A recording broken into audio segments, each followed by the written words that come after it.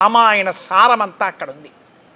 ఆవిడ ఏమందో తెలుసా అండి, రామ దేనికి బయలుదేరిపోతున్నావు అరణ్యానికి? ఈ వయస్సులో ఎవరికైనా భార్యతో కలిసి సుఖానుభవాన్ని పొందాలని ఉంటుంది.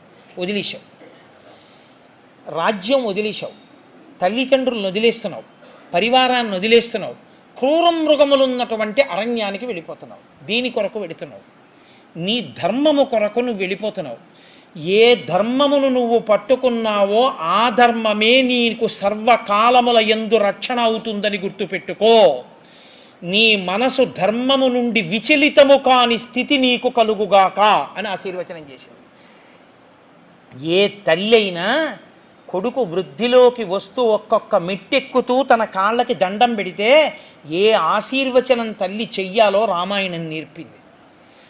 ఈ ధర్మం అన్నది ఒక్కటి విడిచిపెట్టేసి ఎన్నిటిని మీరు పొందండి, పునాది లేని మేడ.